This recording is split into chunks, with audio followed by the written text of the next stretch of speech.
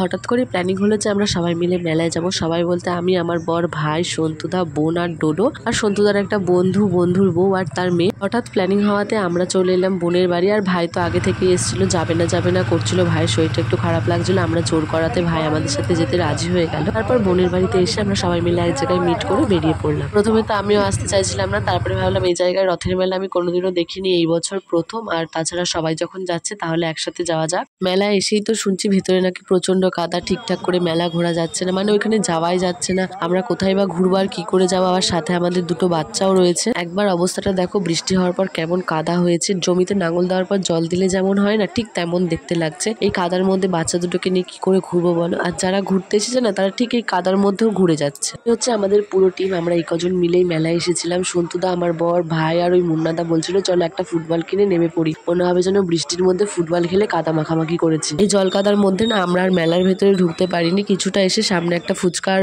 Role চাউয়ের দোকান ছিল, সেখানেই দাঁড়িয়েছিলাম। কিছুক্ষণ গল্প করার পর আমরা তিনজনে খেয়ে নিলাম ফুচকা, আর বাচ্চাগুলোকে রোল চাউয়ের দোকানে বসিয়ে রাখা হয়েছিল।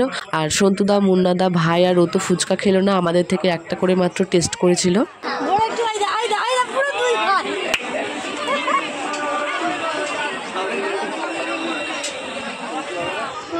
উঠে গেছে তো লিপস্টিক করছে, ব্যাগে করে লিপস্টিক নিয়ে ভালো নেই।